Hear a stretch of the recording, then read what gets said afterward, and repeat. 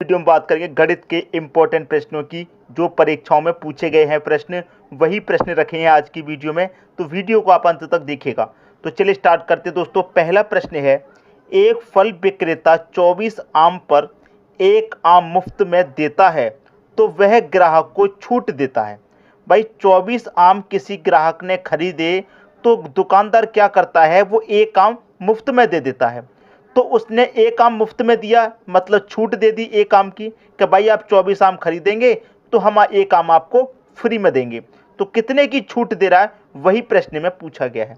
ठीक है दोस्तों, तो देखिए यहाँ पर कैसे सॉल्व करते हैं। आपसे पूछ रहा है प्रश्न में छूट प्रतिशत। ठीक है, छूट प्रतिशत। अब देखिए यहाँ पर मैं टोटल बात करूँ कि जो विक्रेता है वो 24 आम पर 1 आम मुफ्त में देता है। तो 24 आम पर दोस्तों 1 आम मुफ्त में दे रहा है, तो 24 आम पर 1 आम मुफ्त देने का मतलब क्या है, उसने ग्राहक को टोटल आम कितने दिए। भाई ग्राहक ने 24 खरीदे तो 1 आम उसको फ्री में मिला। टोटल दुकानदार ने ग्राहक को कितने आम दिए, आप बोलेंगे सर 25 दिए। 24 खरीदने पर दिए, 1 मुफ्त में दिया, टोटल आम उसने कितने दिए, 25 दिए। क्लियर हुई बात। छूट कितने की दी, उसने 1 की दी।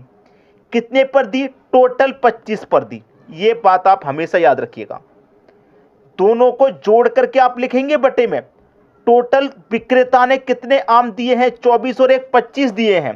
25 दिए हैं, 25 में से क्या किया, उसने 1 की छूट दी। क्लियर हुई दोस्तों बात। 25 आम टोटल थे, उसने 1 की छूट दे दी, तभी तो 24 दिए। क्लियर दोस्तों, बात समझ में आई। तो यहां पर आप क्या करेंगे, प्रतिशत में पूछ रहा है तो प्रतिशत के लिए आप 100 से मल्टीप्लाई कर देंगे, आपका आंसर आ जाएगा। 25 से 100 को काटेंगे, 4% आपके प्रश्न का सही आंसर है। समझ में आई बात। कहां दे रखा है 4%, आपके बी ऑप्शन में दे रखा है, ये बिल्कुल सही आंसर हो जाएगा। अगर नहीं समझ में आया कोई बात नहीं, आगे प्रश्न देखेंगे और अच्छे से समझ में आएगा। ठीक है दोस्तों, अब देखते हैं अगला प्रश्न। अगला प्रश्न है, यदि 3 साड़ी की खरीद पर 1 साड़ी मुफ्त पाने की पेशकश की जाती है तो प्रत्येक साड़ी पर प्रभावी छूट क्या है। प्रत्येक साड़ी पर, अब देखिए 3 साड़ी खरीद पर 1 साड़ी मुफ्त पाने की पेशकश है। मतलब यह है, अगर कोई व्यक्ति 3 साड़ी खरीदेगा तो उसको 1 साड़ी मुफ्त में दी जाएगी। ठीक है, तो यहां पर भी तो छूट दे रहा है वो। भाई यहां पर भी तो छूट दे रहा है, तो हम छूट प्रतिशत निकालेंगे। क्लियर है। 3 साड़ी अगर कोई व्यक्ति खरीदेगा तो उसे 1 साड़ी की छूट मिलेगी। ठीक है, कितनी की छूट मिलेगी, 1 की मिलेगी। और मैंने क्या बताया कि दोनों को जोड़ करके बटे में लिखेंगे तो 3 और 1 4 हो जाएगा। भाई ग्राहक को टोटल कितनी मिल रही है, 3 तो खरीदने पर मिल रही है, 1 मुफ्त में मिल रही है, टोटल 4 मिल रही है। तो प्रतिशत में छूट पूछ रहा है तो 100 से क्या करेंगे, मल्टीप्लाई कर देंगे, आंसर आ गया बस। अब 4 से 100 को कटाएंगे, 25 बार में कटेगा, आप बहुत अच्छे से जानते हैं। 25% इस प्रश्न का क्या आ जाएगा, सही आंसर।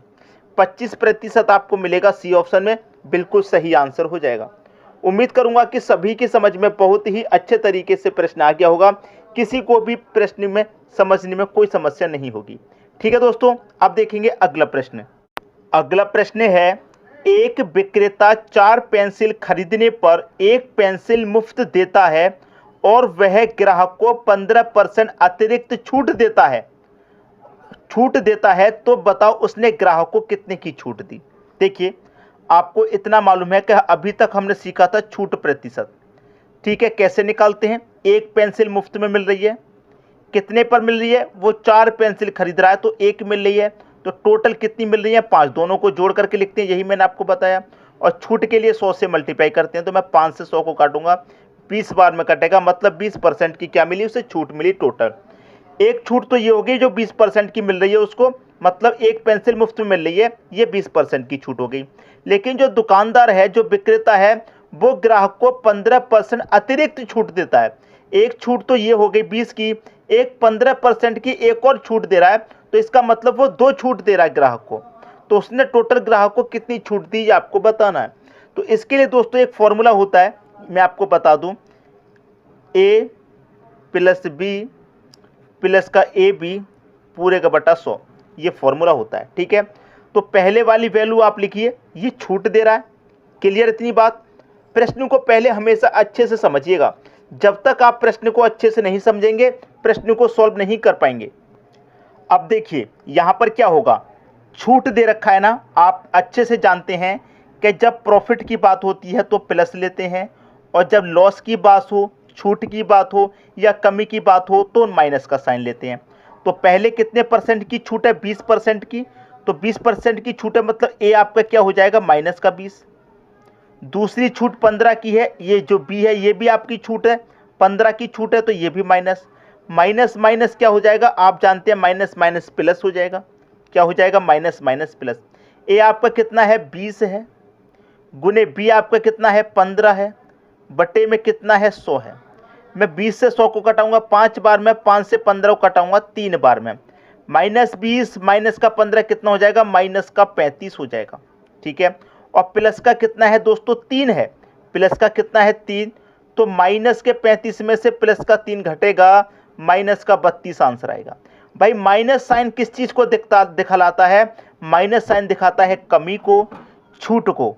तो माइनस का मतलब छूट कितने की दे रहा है? वो 32% की छूट दे रहा है। पहले ऑप्शन में आ जाएगा प्रश्न का सही आंसर।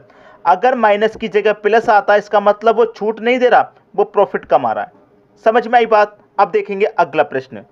अगला प्रश्न है, एक वस्तु पर 20% की छूट दूसरी पर 25% की छूट के बराबर है, उन वस्तुओं का लागत मूल्य कितना हो सकता है? भाई 90 रुपये 40 रुपये, 50 रुपये 40 रुपये, 40 रुपये 60 रुपये, या 50 रुपये 90 रुपये, कितना हो सकता है ये आपको बताना है। तो इन प्रश्नों को करने का सबसे आसान तरीका है गो थ्रू ऑप्शन। ठीक है, मान लीजिए पहला ऑप्शन ले लेते हैं। ठीक है, तो पहली वस्तु कितने की रुपये मान लेते हैं? जो लागत मूल्य है पहली वस्तु का हम 90 रुपये मान लेते हैं। ठीक है, 90 रुपये मान लिया। पहली वस्तु पर 20% की छूट दी जा रही है, तो 90 का हम 20% निकालेंगे। परसेंट का मतलब बटे में 100, 0 से 0 गया, 0 से 0, 9 दूने का 18। पहली वस्तु पर 18 की छूट, दूसरी पर 25 की छूट। भाई दूसरी कितने की? 40 रुपये की लागत मूल्य अगर हम माने, और उस पर 25% की छूट दी जाए, परसेंट का मतलब बटे में 100। 25 से 100 को काटूंगा 4 बार में, 4 से 40 को काटूंगा 10 बार में। 25% की छूट के क्या है? बराबर। भाई बराबर होनी चाहिए, ये छूट और ये छूट क्या होनी चाहिए? बराबर। लेकिन यहाँ पर तो छूट 18 रुपये की है, यहाँ पर 10 रुपये की है, तो क्या ये बराबर है? बिल्कुल भी बराबर नहीं है। पहला ऑप्शन गलत हो गया। अब दूसरा ऑप्शन ले लीजिए। मान लीजिए कि 50 रुपये उसका लागत मूल्य है, और उस पर क्या होता है? 20% की उस पर छूट दी जाती है। परसेंट का मतलब बटे में 100, 0 से 2 0 से गया, 5 दूने का 10। बराबर होना चाहिए दोनों का लागत मूल्य। दूसरी वस्तु की लागत मूल्य 40 रुपये मान लेते हैं, तो उस पर कितने की छूट? 25 की। परसेंट का मतलब बट्टे में 100। 25 से 100 को 4 बार में काटेंगे, 4 से 40 को 10 बार में। यहाँ कितने की छूट आई? 10 की। यहाँ भी 10 की, तो 10 और 10 बराबर हो जाएगा कि नहीं हो जाएगा? तो इनका लागत मूल्य कितना हो सकता है? 50 रुपये और 40 रुपये हो सकता है। ये आपके प्रश्न का सही आंसर हो गया। उम्मीद करूंगा दोस्तों सभी के समझ में प्रश्न अच्छे तरीके से आ गया होगा। अब देखेंगे अगला प्रश्न। अगला प्रश्न है, एक वस्तु पर 15% का बट्टा दूसरी वस्तु पर 20% के बट्टे के समान है, उन दोनों वस्तुओं का मूल्य हो सकता है। अभी अभी जो प्रश्न हमने किया था बिल्कुल वैसा ही है। भाई उन दोनों वस्तुओं का मूल्य कितना हो सकता है? इतना इतना हो सकता है। तो गो थ्रू ऑप्शन करेंगे। पहला ऑप्शन ले लेते हैं, 80 रुपये। 80 रुपये पर कितने का बट्टा? 15% का। परसेंट का मतलब आप जानते हैं बट्टे में 100। ठीक है, अब मैं 20 से कटाऊंगा 4 बार में, 20 से ये कटेगा 5 बार में। 5 त्रिक का 15, 3 चौके कितना? 12। ठीक है, दूसरी वस्तु पर 20%, तो दूसरे का हम कितना मान लेते हैं मूल्य? 60 रुपये। या पहली का 80, दूसरी का 60 मानेंगे। कितने परसेंट? 20%। परसेंट का मतलब बटे में 100। भाई 20 से 100 को काटूंगा 5 बार में, 5 से काटूंगा 60 को, ये 12 बार में। और ये क्या होना चाहिए? समान होना चाहिए। समान का मतलब 12। तो यहाँ पर कितने निकल के आए? 12। यहाँ पर भी कितना निकल के आए? 12। पहला ऑप्शन सही हो गया। भाई बराबर ही तो होना चाहिए, समान ही तो होना चाहिए। तो उन दोनों वस्तुओं का मूल्य क्या हो सकता है? 80 रुपये और 60 रुपये हो सकता है। ये आपके प्रश्न का बिल्कुल सही आंसर हो गया। समझ में आई दोस्तों बात? अब देखेंगे अगला प्रश्न। अगला प्रश्न है, एक व्यक्ति एक वस्तु की खरीद पर जिस पर 15% छूट दी गई है 45 रुपये की बचत करता है, उस व्यक्ति को कितना भुगतान करना पड़ा? भाई कोई व्यक्ति किसी वस्तु की खरीद पर 15% की छूट देता है तो 45 रुपये की बचत करता है।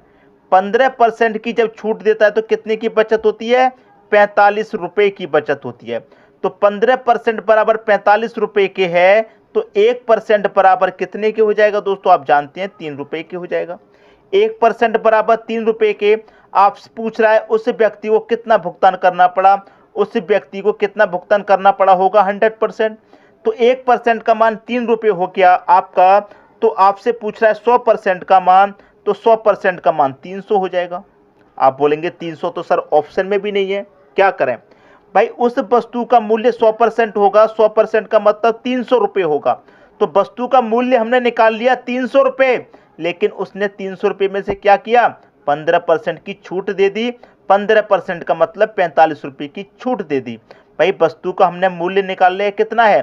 300 रुपये उस वस्तु का मूल्य है, तो 300 रुपये में से 45 रुपये की जब छूट दे दी, तो इसका मतलब वो वस्तु उसको कितने में प्राप्त हुई?